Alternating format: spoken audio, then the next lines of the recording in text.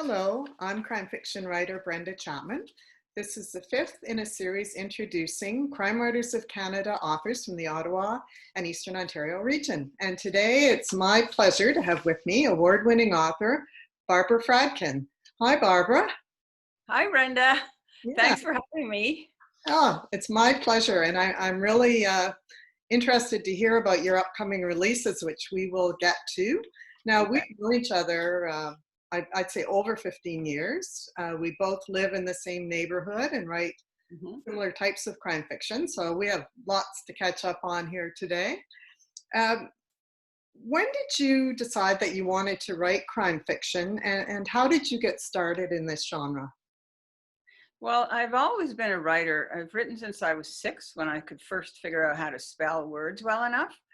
But I used to write really awful mainstream things. Fortunately, never got published. But it was when I was writing my doctoral dissertation and I was bored to death because scientific writing is so dull, dry as dust. So I decided I was going to write a crime novel to just kind of lighten the load a little and also to get some of those frustrations out. So I wrote Do or Die, which happens to be set in a graduate studies program at the University of Ottawa, which is where I had just spent 8 years. Yeah. So that was the beginning. That was the beginning. Yes. And how many novels do you have now? 18 or so, I think. Yeah. Quite a career. Now, you once said that you wrote medium boiled crime fiction. Can you tell us what that means? Well, that's a typical Canadian response, right? Not too hot, not too cold, perfectly Goldilocks. Yeah. It means they're not funny, they're not light, they're not cozy. They're gritty and realistic, and they deal with fairly brutal kinds of topics, some of them. So they're not the kind of thing you would use as escapist literature, maybe, but on the other hand, they don't have a lot of on the page violence. It isn't that I kill everybody off stage, but that's not of interest to me. The violence and the graphic language and the graphic sex are not of interest to me. So it's sort of in the middle. Okay. Yeah, and we write similar, so I appreciate that kind of in the middle. How has your career as a psychologist, you mentioned your dissertation and being in school for so long, how has your career as a psychologist impacted on your writing? That's a really good question. I've given that a lot of thought, and I've learned a lot about it over the years, because as you learn more about yourself as a writer, part of it is that as a psychologist, you spend your life trying to get inside other people's heads, trying to see things from their perspective too, so that you can build a bridge, reach out to them and help them. And that's a skill that you really need for good writing, to create character. I think most of the use of my psychology has been in character building. The other things that have happened is that in my job, I was a frontline school psychologist, so I met people from all walks of life, from new immigrants to the Rockcliffe wealthy. Rockcliffe is a wealthy section of Ottawa. And so that allowed me to meet a lot of different people. And the third thing is that you get to ask really nosy questions as a psychologist. So you can delve more deeply into people's inner feelings and fears and worries and hopes and all that than you would if you were, say, even a physician or a hairdresser or anything where you couldn't really say, so how's your sex life? Yeah. Yeah, that's not a normal question. No. Yeah. So really, your whole career was building towards crime writing. That's right. And towards murdering people, yes. Now, you could be best known for your Inspector Michael Green police procedural series, with 10 books currently on the shelves and the 11th due out October 2021. The series also garnered 4 Best Novel nominations, including 2 wins from the Crime Writers of Canada. What do you think it is about Michael Green that resonates with readers? I think, first of all, I think he's an evolving character, and his life evolves, and his insights and his sensitivity evolves over the series. And I think I was avoiding the trap that some writers fall into, which is give him a bunch of quirks and flaws and maybe make him an alcoholic and make him divorced. I made him an everyman in many ways. He has a family, small children, and he juggles that life, his obligations as a family man. He has a house and with a barbecue, and he has to learn how to use. And he has flaws, but fundamentally, he's a good man. He's what we call in Yiddish a mensch. And I think that's what keeps his wife with him, for one thing, because he's rather difficult to live with, because he's obsessive. But he's on the side of right. And I think people can root for that, can really care about that. Mm-hmm.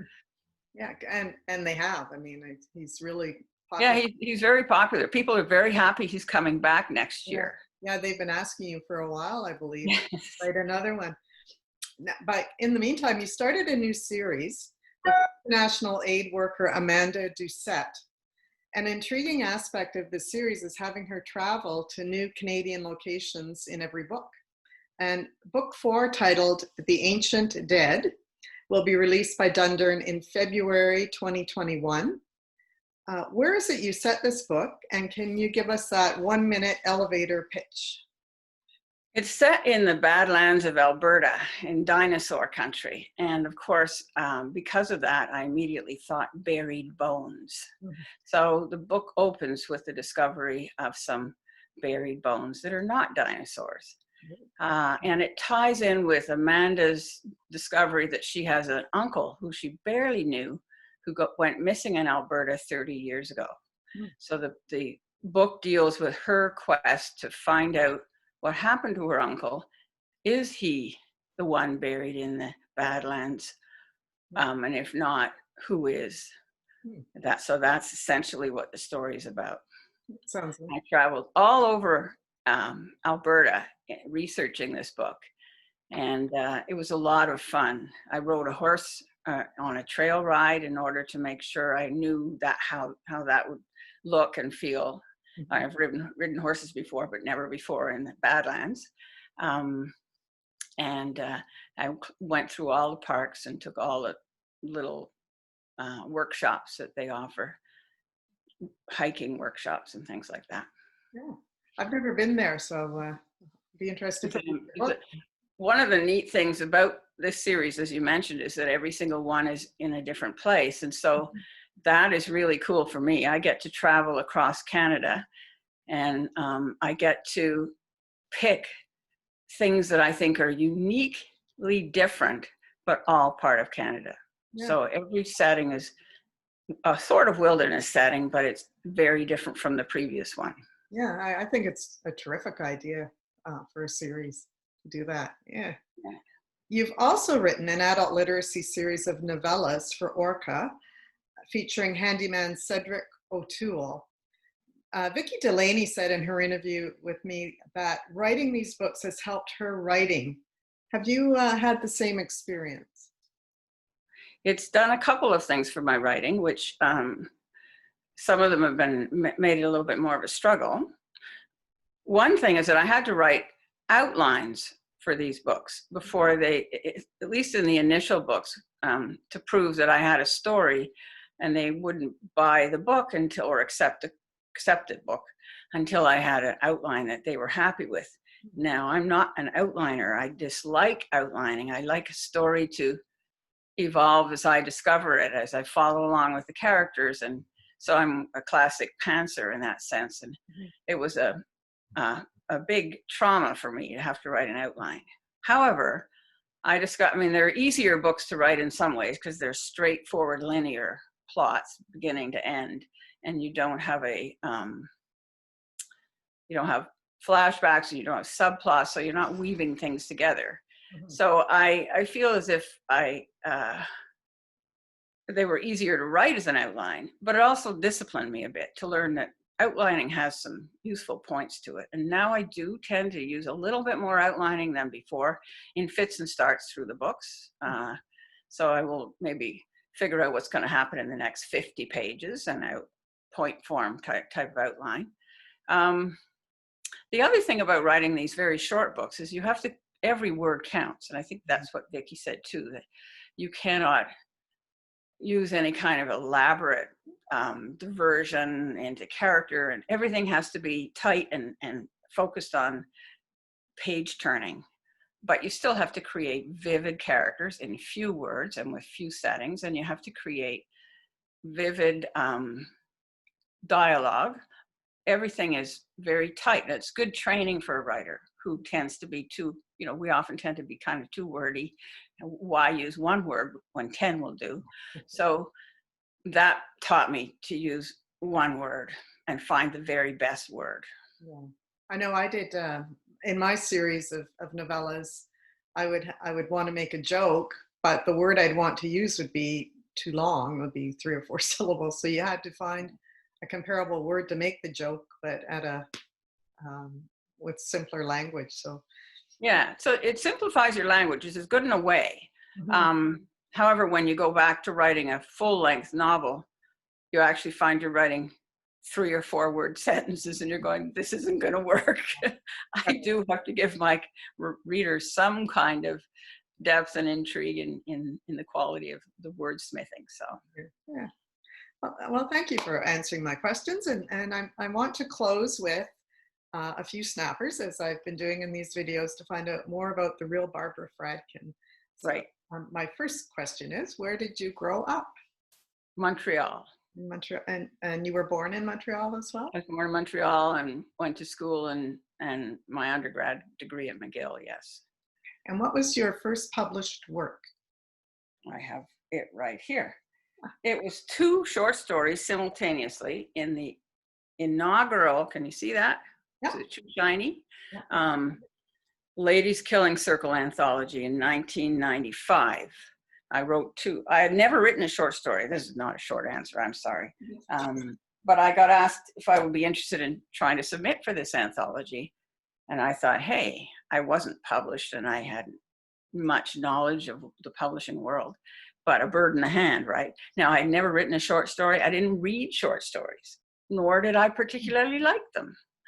But I thought I would try this challenge, and so I did. I wrote 1, I liked it, and I liked the experience, and so I wrote another, and they both got bought. Oh. So that's my first one. Yeah, okay. So which writer has had the most impact on you? When I get asked that question, I'm never too sure, because my things have evolved and my writing's evolved. And I think, that's, 25 years ago that my first book was published, and Do or Die was about 20 years in the making. So when I look back, I think the first thing that really intrigued me was Dostoevsky, because of Crime and Punishment. That was a very powerful psychological study. And I think that sticks with me, that ability to unpeel the onion and that whole cat and mouse thing that went on. And then on the other hand, I read every Agatha Christie you could put your hands on when I was young. So very diametrically different from Dostoevsky, but together I think they created an interest in me in writing crime fiction. Good answer. Do you have any hobbies?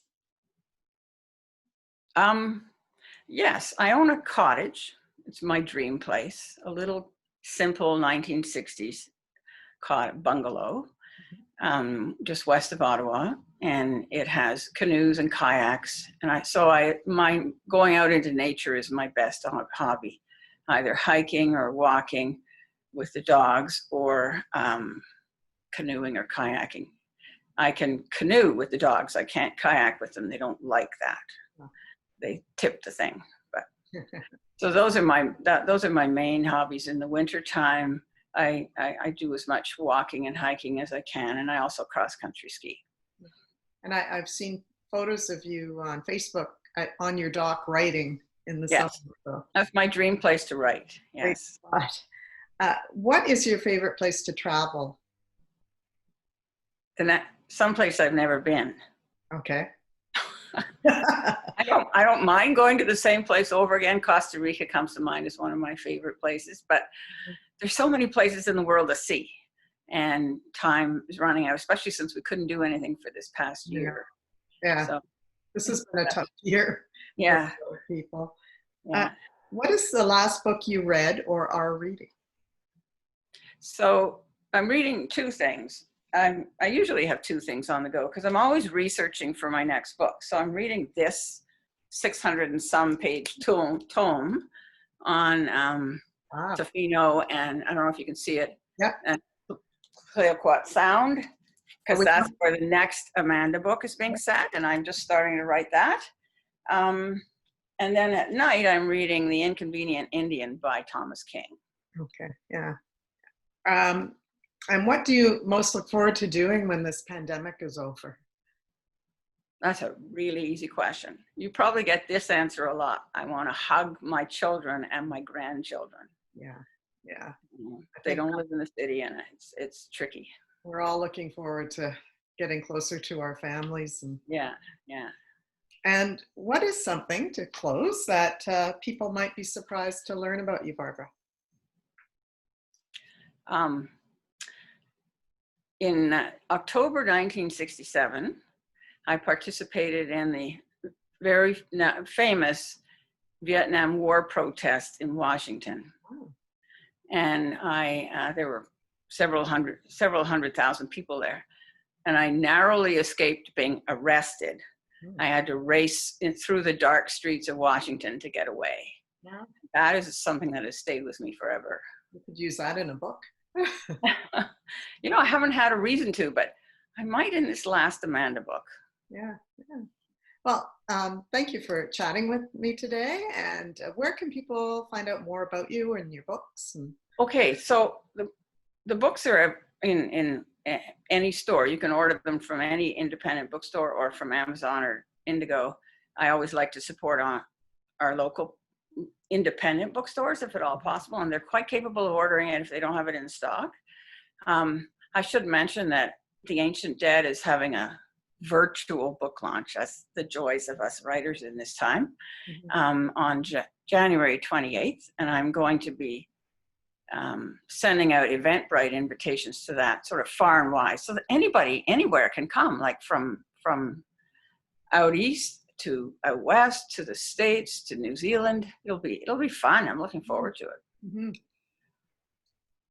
So there'll be more information on that later on all the social media, and also I'll be sending out some notifications myself. I'll be sure to tune in for your launch. Looking forward to it. Well, it's going to be mostly an interview because, I mean, I'll probably have a little glass of wine that I toast everybody with. But so Rick Mafina is going to interview me. Ah, great. And it'll be about an hour, and it'll be fun. Rick helped me with the Alberta book because he had been a crime reporter in that area back in 30-some years ago when I had set part of the story. So we had chats about it. It was fun.